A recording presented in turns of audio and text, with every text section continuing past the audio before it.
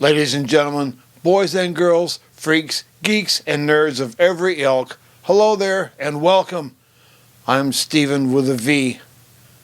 You still there? I was a medical research subject recently. One of the things I do occasionally for money is give my opinions to companies who do market research for a variety of products, services, and for medical research. One initial caveat, I've participated in a few research programs sponsored by Nelson Research, and they have recently changed their name to Searchlight Research. I'll try and leave a link down below somewhere. So a few months ago, I was contacted by Nelson about a company developing new software for sonic-related body scannings for medical diagnosis, ultrasounds, that sort of thing.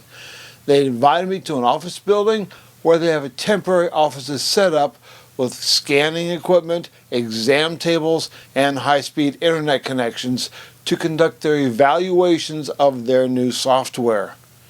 It's usually for 2 hours, and they pay by the hour in gift cards, which can only be used to purchase things online or in stores that accept them. There's no really just way to go to an ATM and cash them in or transfer them to a Venmo or any kind of online payment app. You can't do anything but get stuff with them. But it's still money. How much they pay depends on the company paying for the research and what they are researching or collecting opinions about. I had participated in 2 or 3 already over the last several months, and so I was kind of familiar with what was going on and what was expected of me and what would happen. I entered the exam room and they all said hello to everyone, and I said hello back. As I started to remove my shirt, the IT guy sitting at the table across the room made a joke about not posting the video of me removing my shirt and lying on the exam table online. And I responded that that was okay as long as it wasn't OnlyFans, because I wanted that. He got the chuckle I expected. So I took my place on the exam table and took in the ceiling. I lay there as the nurse applied the pre-warmed gel before running the sonic probe over my chest. Medical officers, take note.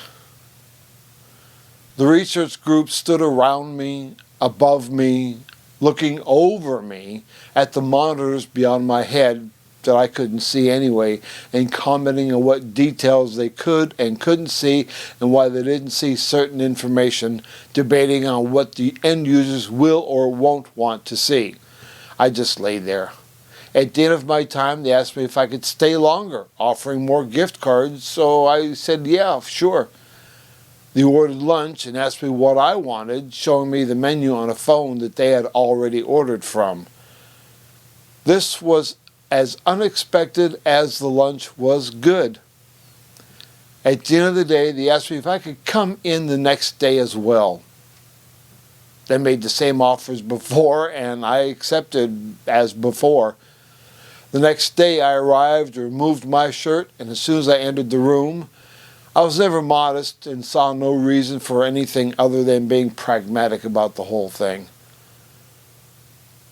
I took my place on the exam table, and the nurse began her work, only this time I brought my Bluetooth headphones and listened to some music since I didn't really follow much of what they were saying in the conversation, despite my limited anatomy knowledge and EMS experience.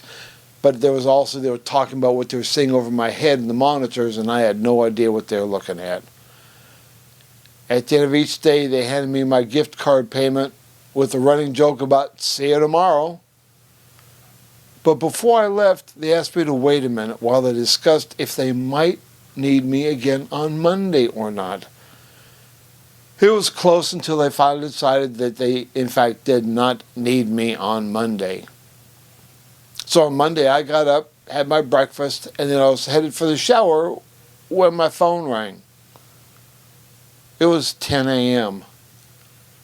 They wanted me back one more time, but when I told them it was going to be 90 minutes before I could actually even get there, pushing up against their lunch, we agreed to start at 1 p.m. I was in the lobby at 1:45. I walked into the testing room and noticed that there were more people than before. The nurse, who usually did the scan on me, and then about half a dozen other people, all milling about.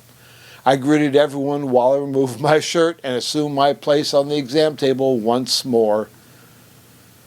By the way, a note to medical offices who do this type of procedure on paying patients or to the patients themselves: a baby bottle warmer will warm up that gel very well. A small price to pay for your patient's comfort. Those who have been on the receiving end of that cold gel will know what I'm talking about. And now, it's meme 15.